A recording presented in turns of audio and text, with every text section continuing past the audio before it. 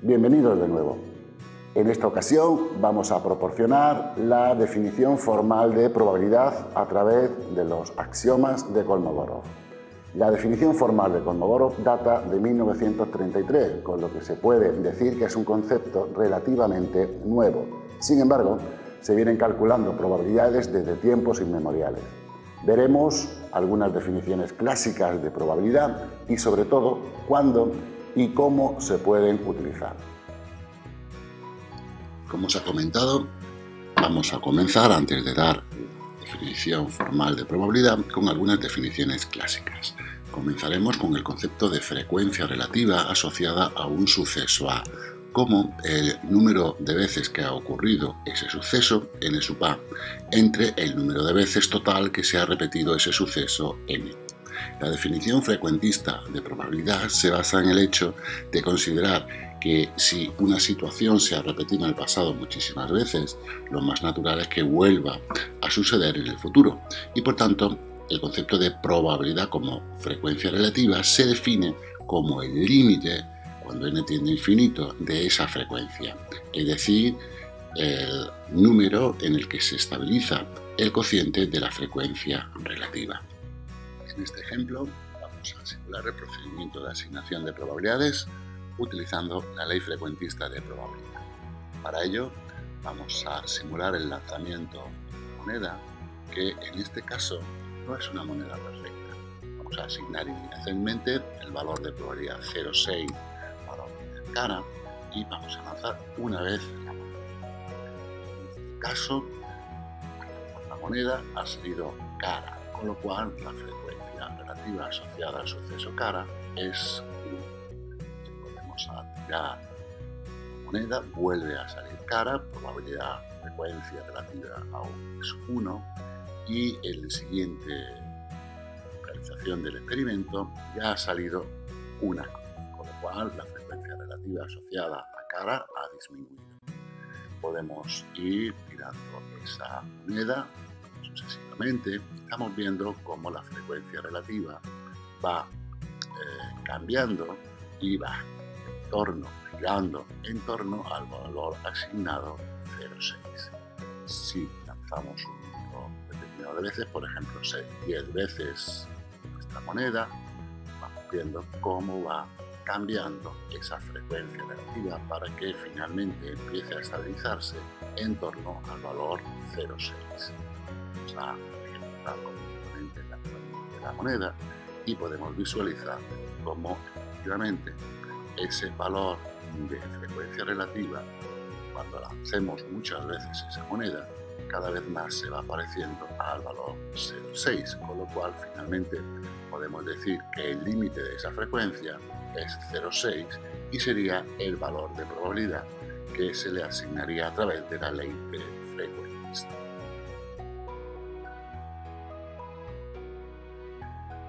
Sobre la frecuencia relativa se pueden verificar tres propiedades muy sencillas.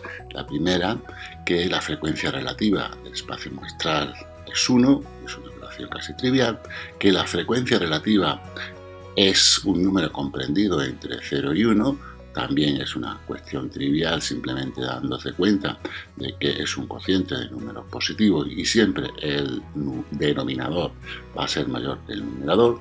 Y por último, que la frecuencia relativa de la unión de dos sucesos es la suma de las frecuencias relativas, siempre y cuando la intersección entre ellos es el vacío. La siguiente definición clásica de probabilidad se debe al autor Laplace, que establece que si tenemos como condiciones iniciales las siguientes, es decir, dado una serie de sucesos, A sub 1, A sub 2 hasta A sub n, tales que todos son de intersección vacía y la unión de todos ellos es el espacio muestral y, sobre todo, que sean igualmente verosímiles, es decir, que todos los sucesos A sub 1 hasta A sub m tengan las mismas posibilidades de ocurrencia. Solo si tenemos esta situación, entonces calcular la probabilidad asociada a cualquier suceso A es una cuestión sencilla que se resuelve dividiendo entre el número de casos favorables y el número de casos posibles.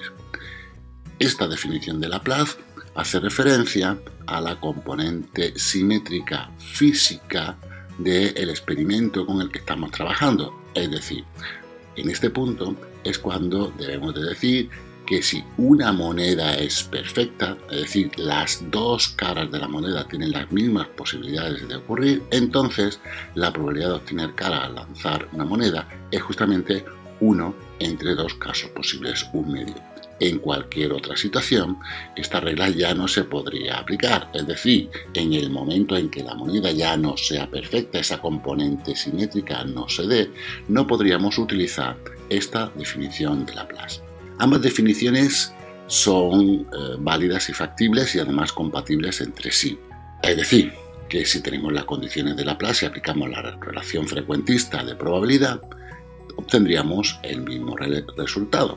¿Qué ocurre? Que es mucho más sencillo utilizar la regla de Laplace cuando las condiciones son favorables que la definición de frecuentista de probabilidad, puesto que si utilizamos esta última, tendríamos que lanzar muchas veces la moneda hasta que ese límite se estabilizara. Por el contrario, también podemos dar como una ventaja adicional a la definición frecuentista.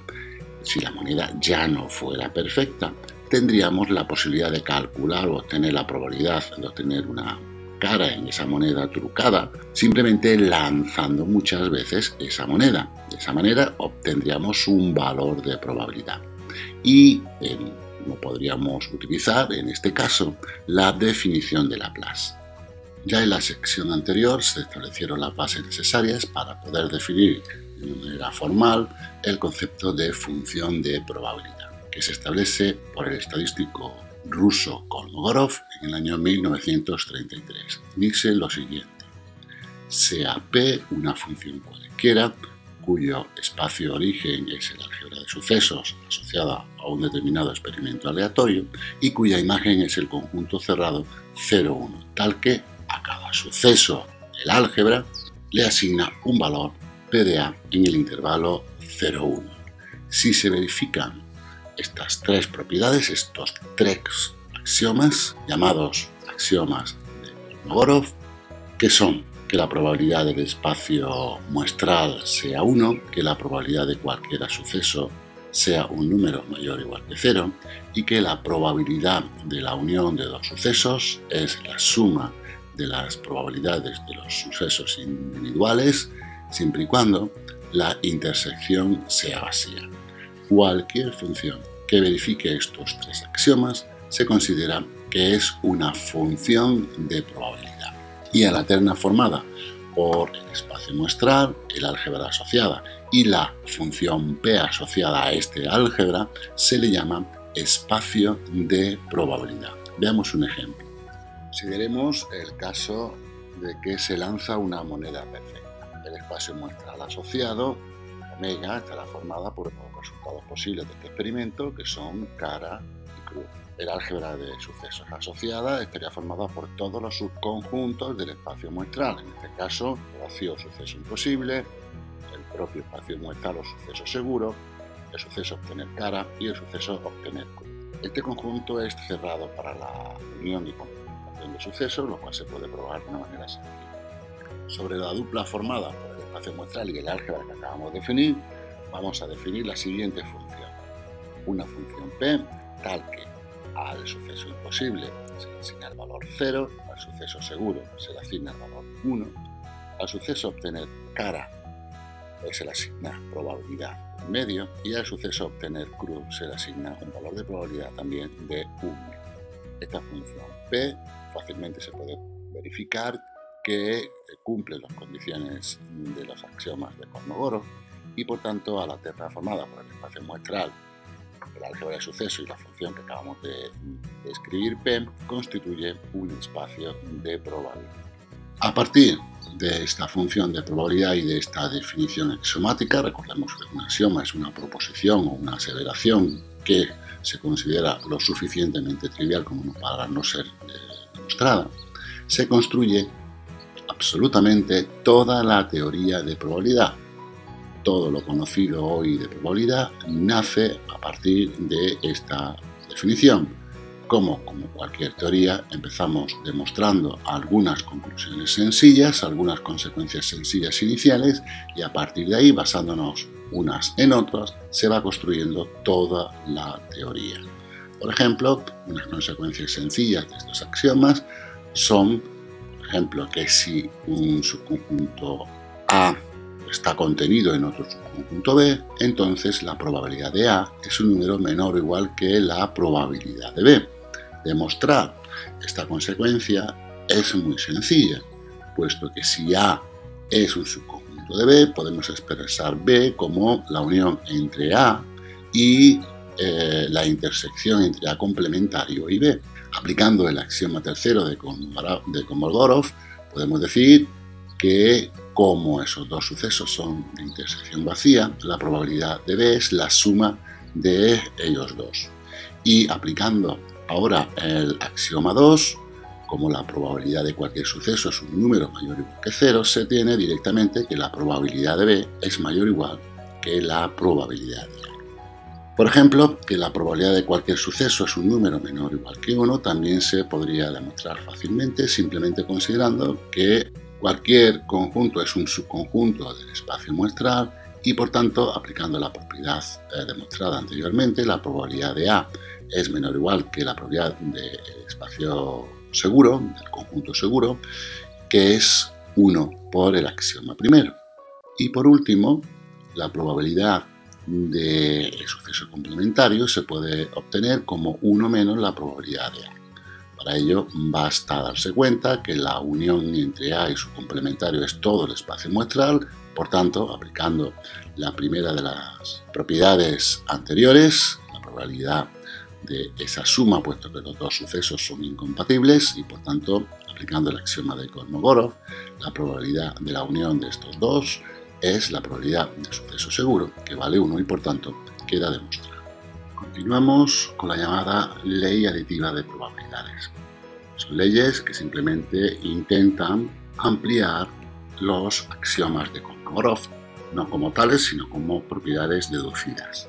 La primera de ellas es una extensión del axioma 3, que también se puede demostrar fácilmente, que dice que la probabilidad de la unión de sucesos es la suma de las probabilidades de cada uno de ellos, siempre y cuando sean de intersección vacía 2 a 2. ¿Qué ocurre si los sucesos no son de intersección vacía? Entonces el axioma 3 no se podía aplicar, pero podría demostrarse también fácilmente que la probabilidad de la unión de dos sucesos cualesquiera es la suma de las probabilidades individuales menos la probabilidad de la intersección entre ellos. Si en lugar de dos sucesos queremos calcular la probabilidad de la unión de 3 sucesos, podría obtenerse sumando las probabilidades individuales menos la suma de las probabilidades de las intersecciones dobles más la probabilidad de la intersección triple. Esta propiedad se puede generalizar al caso de más de 3 sucesos, simplemente alternando el signo y manteniendo la misma regla.